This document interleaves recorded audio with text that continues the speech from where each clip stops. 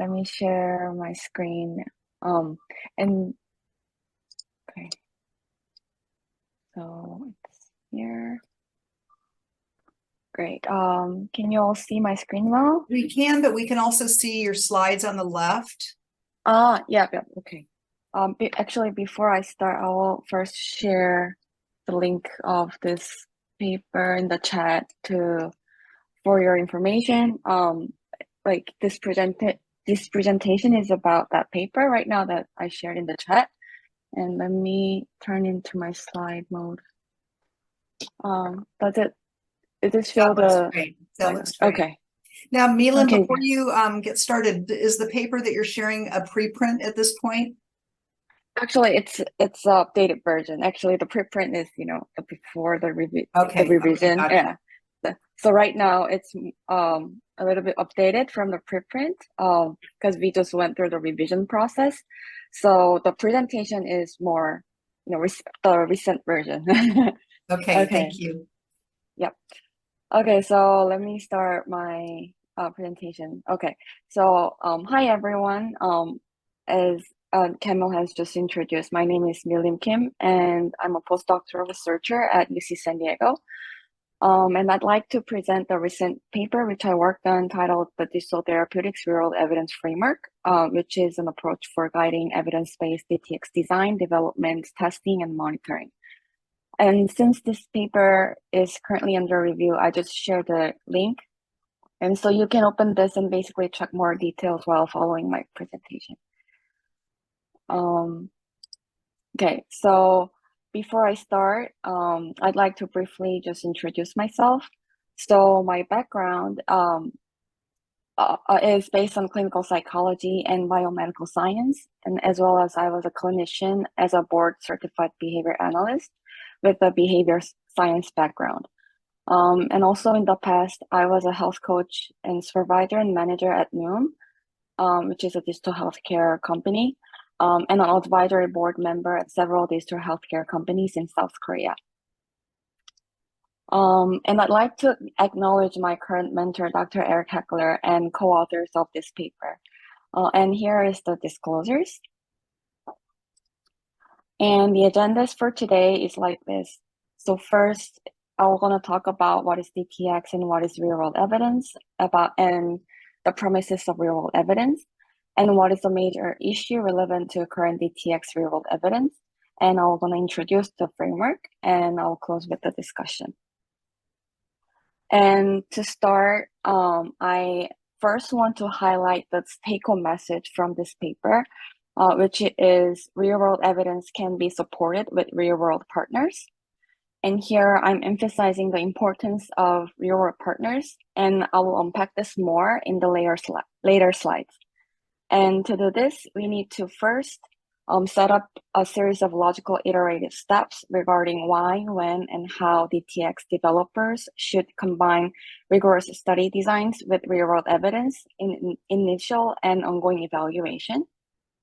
And second is recommend practices and principles that support ethical and equitable health outcomes as the expectations of what DTX developers should do to satisfy their requirements for approval. So first, I'm going to start with these definitions. And I'm sure most of you have heard of these or will know pretty much about these. So I'm not going to explain in depth, but to make sure that we are aligned. DTX, digital therapeutics, are health software tools designed to prevent, treat, or alleviate a disease, disorder, condition, or injury by delivering interventions that have demonstrable positive therapeutic effects on individual health and produce real-world outcomes. And here is the visualization of where the digital therapeutics is placed among the broad spectrum of digital health.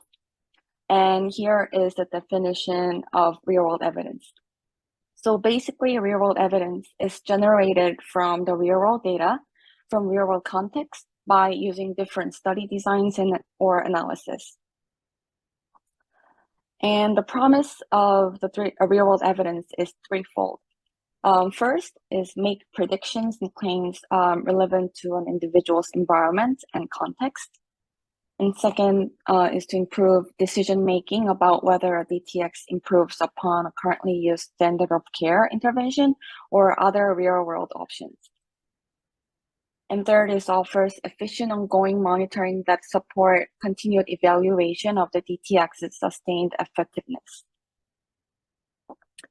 And the core issue which we'd like to focus on in this paper is that although the broad principles on study design and methods are included in the real-world evidence frameworks, the current guidance dedicated specifically to real-world study method is currently lacking. And this issue has been clearly stated in the recent review paper titled Real-World Evidence Regulatory Decision-Making, Guidance from Around the World by Burns et al. And this paper basically reviews all the regulatory pathways about the real-world evidence around the world. And it identifies three key regulatory real-world evidence elements, which are regulatory real-world evidence frameworks, real-world data quality and standard policies, and guidance on real-world study methods. And as you can check in this paper, the US FDA and EMA from Europe and PMDA from Japan and other like UK, Taiwan, and China have issued guidance documents for best practices for traditional post-marketing safety profile and surveillance studies, as well as patient registries. But they are all acknowledging that more work needs to be done to guide on real-world study methods. And this issue of lacking the guidance on the real-world study methods has created a gap on building justification for a reimbursement system with healthcare settings. So the main gap that this DTX real-world evidence framework aims to fill is not only just creating that DTX could be useful for customers, but also DTX getting a billable code within the healthcare system that allows them to do their work. And so how, as in here, the DTX real-world evidence is co-led by DTX company and a real-world partner.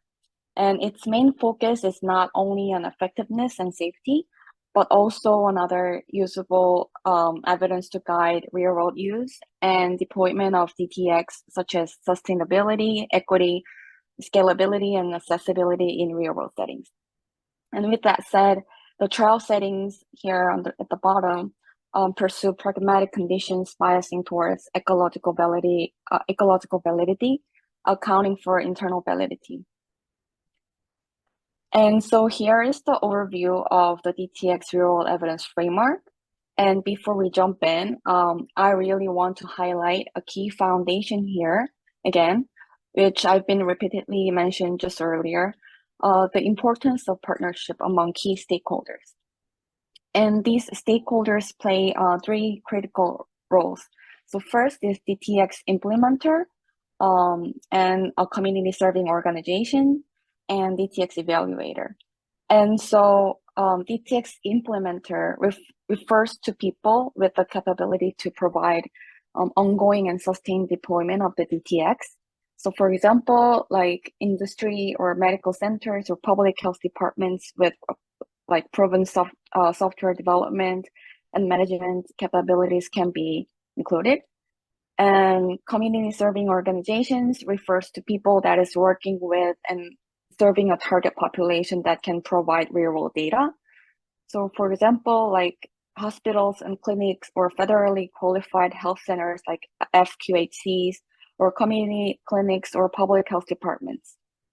And lastly, the DTX evaluator refers to people with expertise in the relevant methods and approaches recommended throughout the framework, both in terms of flowchart of research activities and the use of real-world data. And so please remember that all of the phases and activities that are included in our framework is based on the real-world partnership. And the reasons for prioritizing this real-world partnership, especially highlighting the engagement of clinical or community partners, provide DTX implementers with, first, a true north definition and understanding of what a successful DTX would be for them. And second is real-world knowledge and insights around context, assets, and areas of needs and insights about where, for whom, and when different DTX design options may be appropriate or not. And the third is a venue for real-world evidence production and thus allow them for rigorous DTX development and evaluation. And I'll give you a tangible scenario to help you understand how people might proceed through each phase of the framework. And this scenario is based on Spira Health, which is an actual digital therapeutic for chronic musculoskeletal pain, which can play a role as a DTX implementer at this point. And Family Health Centers of San Diego, shortened as FHCSD, one of the nation's 10 largest FQHCs operating in San Diego County. And this can play a role as a community serving organization. And as here, it is stated at the very bottom here, DTX evaluator can be internal staff at FHCSD or Spire Health, or could be drawn from like external partners such as academic partners or consultancy firms who can act as an objective honest broker. So building a robust partnership requires identifying first at the top here, identifying the success criteria of each stakeholder. And I won't go into too much detail, but you can find more information in the preprint link that I previously shared. And the second, the stakeholders may understand and agree on a set of boundaries for the target population in order to distribute the DTX within a robust partnership. And lastly, defining each responsibilities of stakeholders and setting up the leadership structure is a very important step in building a robust partnership. And so overall, Spire Health may lead the decision-making on DTX development, and FHCSD may lead the decision-making on defining a real-world success criteria or constraints and assets. And and also DTX evaluator may provide expertise and guidance on the appropriate and ethical use of methods relevant to each phase in the framework. So now here is the 4 phases of DTX real-world evidence framework, which I'd like to explain. And this framework is comprised of 4 phases, which analogous to traditional trial phases, but adapted for real-world evidence. So first is phase 1, design, and second is phase 2, develop, and phase 3, test, and phase 4 is monitor. And each phase includes subordinate activities that work synergistically to guide decisions as DTX developing team, which refers to partnership across DTX implementers, community serving organizations, and the evaluators. And the team may be comprised of experts in fields such as behavior science, clinical trial design, medicine, or engineering, statistics and data science, or UI UX designers, and the business development.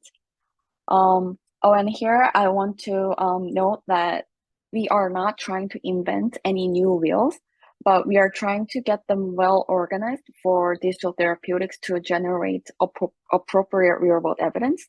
So we are going to show you proper methods and original approaches according to each phase. And then we are going to flag how they are framed into our real-world evidence framework. Okay, so for phase 1, which is the design phase, I first want to mention that this phase originally corresponds to the double diamond approach, as you can see here. This double diamond approach is generally used in human-centered design. And I'm not going to into depth about this original approaches here, but you can still find this in a lot of design processes. And if we closely look into how this original double diamond method has been framed into our phase 1, you can see that it is composed of 2 activities, which are first problem specification and the second solution specification. And remember that the ultimate goal of phase 1 is to design the DTX product. So the problem specification includes identifying the real world needs, constraints, assets, and approaches to support future sustainability, both financially and ecologically. And solution specification focuses on iteratively creating a DTX through agile development and prototyping from low fidelity to high fidelity prototypes. And again, all of these activities must be processed with the real world partners.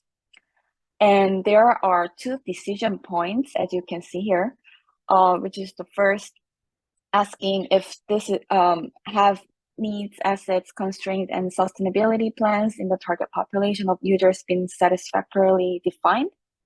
And if the answer is no, you need to go back to the problem specification.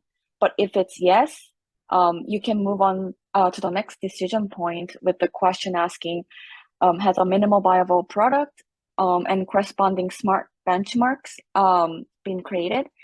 And here, the SMART benchmark stands for specific, measurable, actionable, realistic, and timely. So, for example, SMART benchmarks may include like a decrease of 3% in HbA1c among 60% of our DTX users after 6 months of intervention. And this SMART benchmark needs to be set and produced for the future studies at this point, which you don't have to achieve it at this time. So the transition from phase 1 to phase 2 is justifiable when SMART benchmarks are clearly defined, relevant to a minimum safety and effectiveness. And the key approaches here include this agile and lean development practices, prototype testing, development, and rapid prototype testing, qualitative methods. And so based on our given scenario before in phase 1 design may seem like this. So I'd like to highlight that here, the key driver of phase 1 is FHCSD, supporting and organizing of patients, providers, and other stakeholders to define success, constraints, and assets. And as you can see, based on the framework, we present a plausible example on how we define the problem and how we specify the solutions. And as you can see, in order to answer the question in each decision point, we clearly stated every single element that are required during the design process of DTX. So after this activity, the next is phase 2, which is develop. And again, the phase 2 activities are originally drawn from two NIH recognized approaches for behavior intervention development, namely the Orbit model and its extensions, and the multi-phase optimization strategy called MOST. And I'm not going to explain in detail about these original approaches here again, but you can find these more from the references here in the slides, or you can read our paper for some summaries of these. And so the goal of phase 2 is to guide DTX development and optimization through real-world evidence. And there are two types of activities, as you can see here again. First is proof of concept, and second is optimization. And the proof of concept focuses primarily on plausibility testing about if the overall package is producing meaningful results as defined through the SMART benchmarks. And optimization trials produce evidence to improve elements of DTX.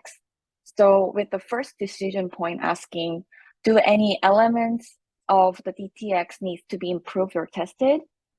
If it's no, you go for proof of concept trials. And if it's yes, you go for optimization trials.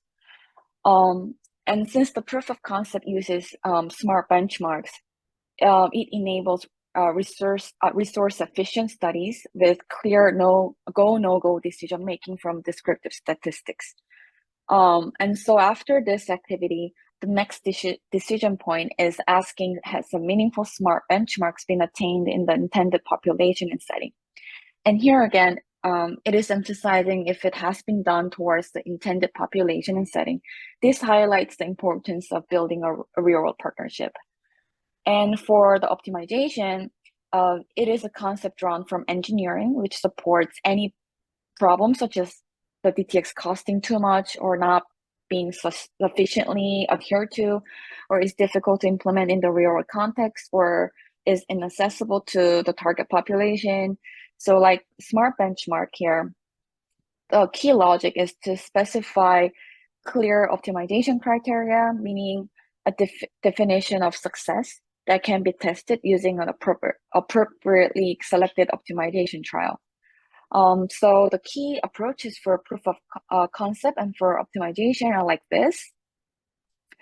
And so overall, movement from phase 2 to phase 3 requires real-world evidence that demonstrates the DTX can produce clinically meaningful effects. In other words, achieve smart benchmark in a targeted population and setting.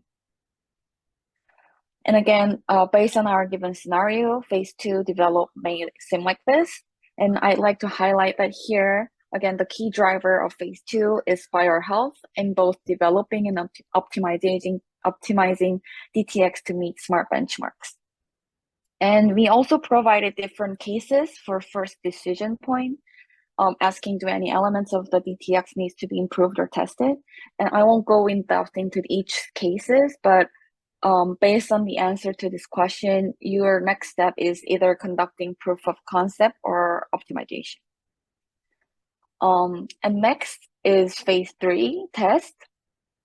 And the activities here are based on insights from pragmatic clinical trial best practices, including REAIM, which stands for Reach, Effectiveness, Adoption, Implementation, and Maintenance, and PRECISE-2, and recommendation from an NIH recognized expert panel on comparator selection for behavioral interventions. And here again, we are not inventing any new wheels, but we are organizing these ideas into the frame of producing rigorous real-world evidence for DTX. So this may seem pretty much similar to phase 3 clinical trials for pharmaceuticals, but the main differences for this framework is that it is biased towards pragmatism to produce real-world evidence. So it is not about efficacy, but the effectiveness. And so it uses the smart benchmarks added on the modified consort diagram to justify generalization claims and decision-oriented comparator selection. So I won't have time to explain this in depth here again, but you can read our paper for more detail. And so the goal of phase 3 is to test if the DTX is feasible and produces meaningful improvements in benchmarks related to the comparator. Then there may be two types of activities. First is feasibility or pilot, and second is effectiveness. And so the basic logic here is that if you don't have enough evidence to run an effectiveness trial, you run for feasibility or pilot study. And if you don't get any clear sense on what this means, I suggest you read our paper more in detail. But for DTX testing, the key approaches includes between person randomized control trials, such as remote RCTs or cluster RCTs or stepwise trial. So if smart benchmarks are not met or there was not a clinically significant difference observed between the DTX and a comparator, then we suggest that returning to phase 1 and phase 2 activities is appropriate. And if smart benchmark and clinically meaningful differences are achieved, then results can be submitted to regulators for official review. So based on our given scenario, phase 3 test may seem like this, and I'd also like to highlight that here the key driver of phase 3 is DTX evaluators in both designing and conducting feasibility or pilot trials or an effectiveness trial. And we also provided different cases for first decision point, asking is evidence available to show an effective trial can be conducted. And so again, I don't go in depth into each case here, but based on the answer to this question, your next step is either conducting feasibility pilot or pilot trial or effectiveness trial. And for the effectiveness trial here, it is really important how you set up the comparator. So the standard of care exists in this scenario here, but there can be some cases where there is no clear standard of care that exists in the setting where it needs to be implemented and replaced. And in that case, a stepwise clinical trial can be conducted instead of a traditional RCT. And I only mentioned this to give you a sense that traditional RCT may not be the only way to test the effectiveness of an intervention. And the last phase here is phase 4 monitor. And the activities for this phase are originally drawn from implementation science and agile science methods. And for more information on this, you can find it in our paper. And so the goal of phase 4 is to monitor the use of the DTX within the real world, enable DTX developers to improve the DTX with additional real world evidence collected from their clinical community partners, and to support expansion of the target market for the DTX via stepwise additional assessments. And so there are 3 key questions which we think that people should be monitoring the data for. And first is, are there diminishing positive effects over time in real world use or for somebody? And second is, are there any possibilities to improve the DTX elements in some way? And third is there a broader target market to expand its use? And you can use real world evidence monitoring to get any signals to identify if there is a case for any of these paths. And if there is, you may return back to the first phase. And if there isn't, it means you are doing good. And again, this monitoring may also require smart benchmarks to be set for all key targets of evidence production as one pathway for cultivating more rigor in monitoring effect. And it can also establish an incentive for the DTX company to engage in continuous improvements and to maintain mutually beneficial partnership. So based on our given scenario in phase 4 monitor, it may seem like this. And here the key driver is Spire Health, who leads the deployment and scaling to population aligned with the evidence produced from phase 3. And here we provided some examples for each case, like diminishing positive effects or the improvements in DTX elements and a broader target market. Okay, so what do we need to consider next? So we know that there are many issues involved in developing DTX and in working with clinical or community partners to incorporate real-world evidence in DTX.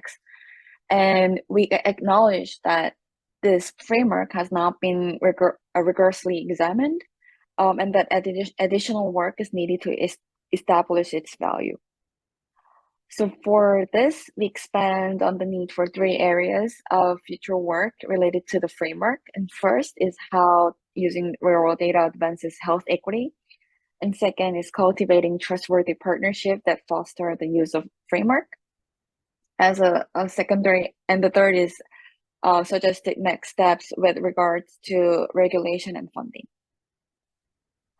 So the first is about real-world data and health equity. So in our view, increased complication on this effective use of real-world data can become a critical tool to overcome some of major challenges currently faced in healthcare, such as identifying and addressing health disparities to advance health equity for all. And real-world data provides the information needed to specify unmet needs in general, as well as those for individuals, communities, and populations where current practices are not producing desirable results. And so based on this, future work could advance uses of real-world data to drive the development of evidence-based solutions that serve communities most in need. And so real-world data can be used throughout the life cycle of DTX with the phases mapping on the framework as shown here. And of course, real-world data can be used to establish benchmarks across the various evidence production targets, such as effectiveness, safety, and equity, to provide the foundational data needed to measure and monitor to drive equitable progress in individual and population health. And next is cultivating trustworthy partnership. And as illustrated in the hypothetical scenario I mentioned earlier, we suggest that there are opportunities for implementing the framework through a partnership among groups that may historically not have worked as closely together, such as industry partners working with FQHCs and supported with academic partners. And this trust for of all stakeholders involved must be acknowledged as a foundational starting point for any approach to evidence production. And this includes not only just thinking that trust can be achieved with effective communication, but that as a core, trust involves acknowledging and centering ethics, inclusion, and equity as central guiding principles in the work. And so to do this, we propose the use of best practices in cultivating and maintaining partnerships that have been delineated already, like community-based participatory research, patient-led innovation, or community-driven design, and community psychological practices, and ethical digital health research practices. And also the key stakeholders across all phases of the framework needs to be responsible for the relevant ethical, legal, and social implication of the DTX pipeline. So for this, as mentioned here, internal ethical review process, which includes like some person with expertise in participant characteristics, enrollment process, data management, such as like data collection, storage, analysis, and sharing, or like privacy, is important to this process of the framework.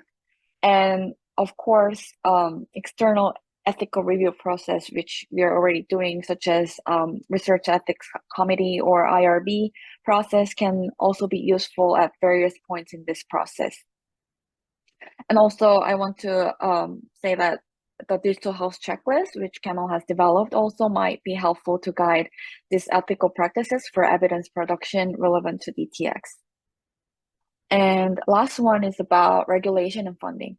So we encourage the regulators and funders of DTX to explore whether the framework can help guide their efforts. So the principle embodied in this framework could be used to establish generalized regulatory expectations for DTX. And clarifying this expectation could help get multiple DTX developers and purchases on the same page with respect to achieving and maintaining appropriate standards of quality throughout the life cycle of DTX use.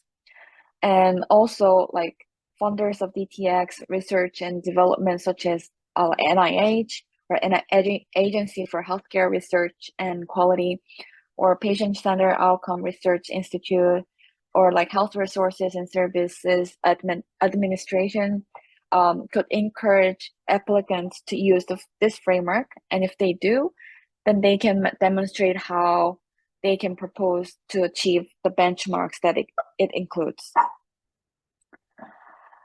So again, the take-home message from this presentation is real-world evidence can be supported with real-world partners. And we need to set up a series of logical iterative steps regarding why, when, and how DTX developers should combine rigorous study design with real-world evidence in initial and ongoing evaluation, and recommend practices and principles that support ethical and equitable health outcomes as the expectation of what DTX developers should do to satisfy the requirements for approval.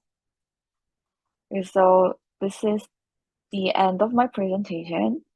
So I'll take any questions. And I couldn't check the chat while I was presenting, but I will see how it goes. Meelim, thank you so much. This has been really an excellent conversation, presentation. And what I was thinking about, and I know we have folks that have some questions, but you use this use case of Spire Health and the federally qualified health centers. And, that really becomes tangible about how you can go through each one of these steps.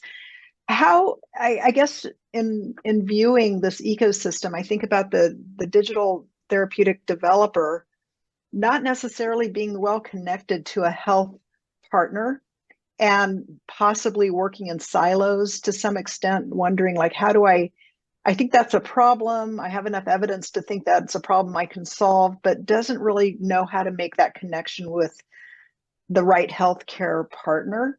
So do you have some ideas about how to bridge that gap? Yes, that's a great question. Actually, while like building a partnership, I I think, like the team can be formed not only just like what people are having in their background, like what their expertise is around, but like some people might have like lived expertise, and some people might have some don't have a lived expertise, but like have a technical expertise by their academic careers and everything. So um, based on that spectrum of different level of expertise, first, I think it will be important to assess um, how people, like the group of people who are gonna build a team or build a partnership, like to check on their self-assessment on, where is their expertise is at. But I don't mean only just by their like professional expertise, but like also their like lived expertise I'm talking about. And by doing so, then we can see like how the group of people their like expertise levels are different among each different members. And then based on that, like I believe there can be a lot of dynamics on that expertise can go flow among these each different phases and each different activities that I just mentioned earlier. And I think it will be really important to kind of have that already, like make consensus on the leaders, how the leadership structure can fluctuate, like can dynamically change among these different activities, among this framework phases, will gonna be really important. So first might be just do the self-assessment and see the overall picture of how the different types of expertise has been formed around the people who can form that team, the developing team, and then make a consensus on how those leadership structure and who are gonna lead each of these different roles or a responsibility, over the different activities that I just mentioned in the framework. I think that's Great, thank you. Liz? Hi, Dr. Kim. This is really, you and I have talked about the DTX framework a little bit, and I, find this work to be really interesting. I'm curious I'm wondering if you can go back to the problem specification slide that you had up, Okay. specifically like the example that you showed, Mhm. and just kind of, I wanted to look at it again, Okay. mostly. Yeah. And if you have any sort of insights on helping, I think especially like people in the really early stages of either trying to develop or refine a technology, how they might think about like scoping sort of this problem specification piece. So I think, as I mentioned in the slide too, I think about just when you're looking at the real world data, you can always see where's the hole, basically, like why is this patient's health, or these certain populations health is not improving much, or why the adherence is lacking or something like that. You can find that problem by looking at the real world data.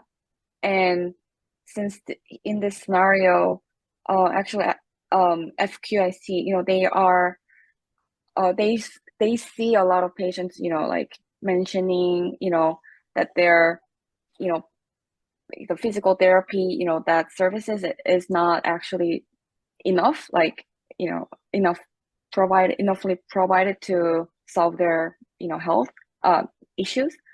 So and also like this insurance system wasn't also not really working. And so that's how they mention about maybe there can be some bridge or gap in this system, which the TX can fill in to solve that.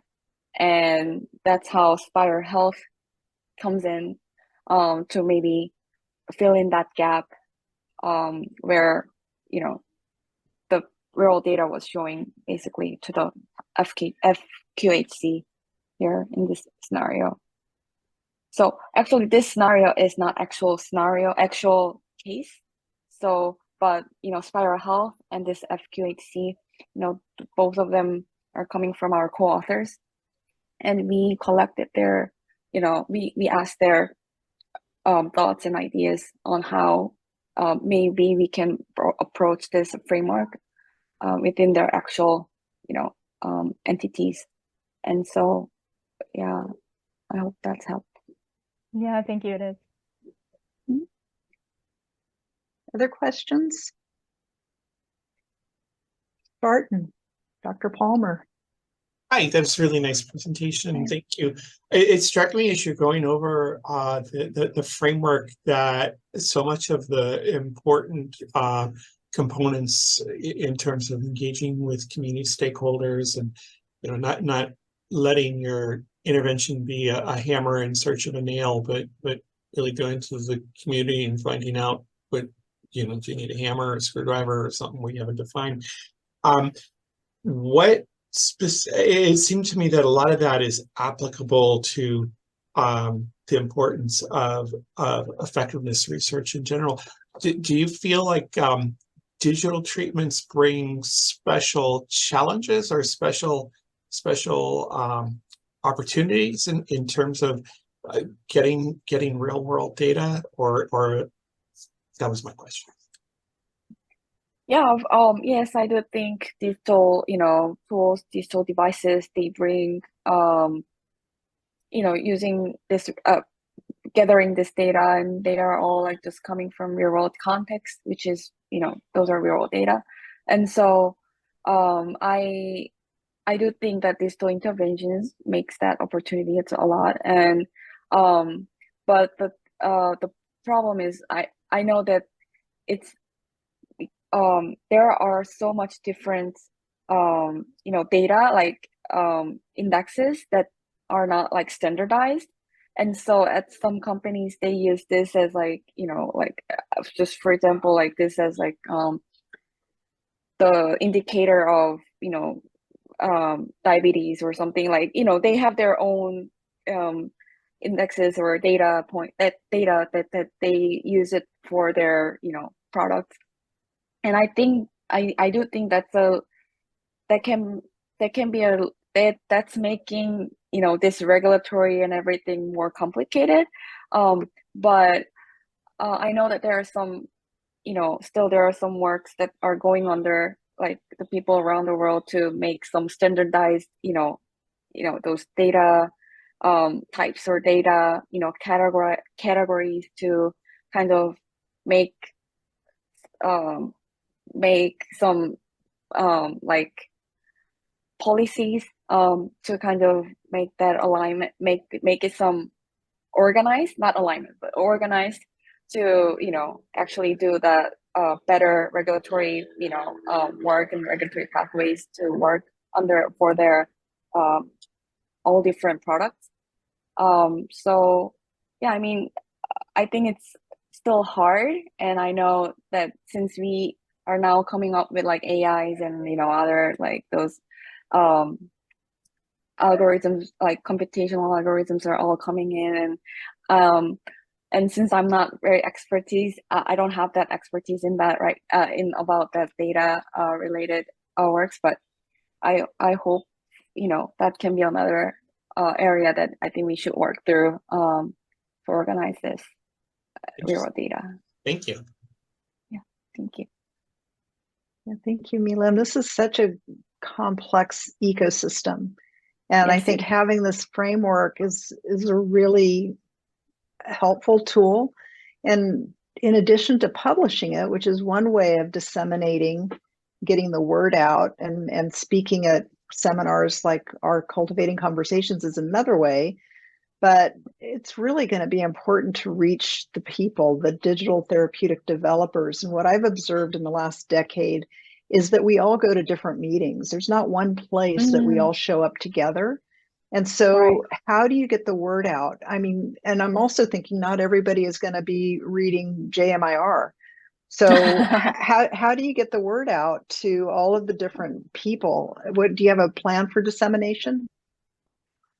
That's a great question. Actually, I wonder, I mean, I think it'll be important for us to approach to like, you know, like time society, like the society where like a lot of, you know, stakeholders are coming in, like not only from like academic, you know, teams, but like industries and like regulators and like, all those insurers, they are all coming in for like certain, I think they have like certain meetings. I think it will be important to find those places, and hopefully reach out to them about this paper. Like I think they are also talking about the similar issues, but like the real world evidence, or like building on partnerships. I could see that they have similar topics that they are keep undergoing on their discussions, and just maybe reach out to them and share, if once the paper is published, I hope I could kind of share this paper with them, or like like this opportunity like this to present in somewhere, I think will be helpful to keep, The Dime Society is a perfect idea, and they used to have journal clubs. They have different Yes. opportunities where they do convene presentations. So I would strongly recommend reaching out to them and seeing how you might be able to get involved a little bit more, especially as this paper comes out. That's a really good idea. Brian. Hey, Dr. Kim, great presentation. I read some of your papers. Thanks to Eric Heckler forwarding them along to me. So it's good to finally meet you. I want to ask a question around the trust aspect of it, just because I've sat on both sides of all three sides of the triangle there. And I think the usual culprit is the developer, or the for-profit business. And I'm curious, they seem to be essential, and I found most partnerships are great until they're not, right? And then and they usually fall apart catastrophically because of money or intellectual property or something like that. Is there a way to prevent that? Is there any like teeth or enforcement to kind of keep them from pivoting really hard in different directions? Well, that's a really, really great question. And I think it's a little, as I said, it's a really complicated issue once it's really in the real world context. But as I mentioned, that's why I think this building a robot partnership before we go into this framework is really, really important. But in order to do that, as I mentioned earlier, I think, building a partnership is making a really great consensus on those key stakeholders, and those consensus can be made if we understand each other better. I think that's that I know that's very just in general word, but by understanding those key stakeholders means, like what are their needs, and what are their backgrounds, and what are their like priorities, basically. I think clearly stating that at the very first time is gonna be really important. And as I mentioned earlier, after answering Kemal's question, like doing self-assessment, like by doing each of those and those self-assessment can be assessed for, what are their expertise, like, not just like because they're just coming from, let's say, for example, in this scenario, like Spire Health, they're just not like one person from Spire Health, but like in Spire Health, their major expertise is in what, and what are their lived expertise too. I think the lived expertise is also really important to highlight, because whether if the person is from Hispanic or Latino population, and if we are targeting for Hispanic or Latino population, that person has, even though that person is from like, let's say, like data science or engineering expertise, but that person already have that lived expertise to understand their population, right? So by just understanding all those different and diverse dimensions of people, like the person's expertise, and I think that's gonna make clearly understand what are these people, why we are coming here, who are coming here to develop a team. And then once we figure that out, and once we figure out those priorities for each of those people, then we can kind of make more clear conversations on, like what you just said, like about this intellectual properties, like how are we going to handle that, and I think first we need to make that clearly will be gonna be really important. But in most cases, and also in my experience, I don't think people really come up with that in a more clear way, but just like they assume that this person might do this, but we don't really, make that communication clear. Or sometimes, if the something priorities changes, we need to clearly say that we just, change this. We need to change these priorities because of fundings are running, or whatever. That's what's currently happening in that entities. We have to have that clearly announced, and then once that changes has been detected, we need to get together to clearly communicate, what's going on and what will be our plan B or plan C or something like that. And I know people are doing that, but like I don't think people are doing that like in systematically, like more organized way, but they're just like assuming that they're doing it right. But yeah, I hope that can be more organized in that kind of way. I don't know if that's gonna answer your question. Thank you, Dr. Kim. That is like the key insight, is planning your communication and your strategies in advance. You can avoid so many horrible outcomes that way. So I can't stress what your take-home message just now was, because the communications and anticipation of things going poorly is such a critical piece. We're coming to the top of the hour. I want to thank you again so much for being a part of our Cultivating Conversations series on digital health and artificial intelligence, and particularly the ethical, legal, and social implications. We will be hosting Dr. Laurel Reek from the Computer Science and Engineering Department next month for our February Cultivating Conversations. I've put the title of her presentation inside the chat.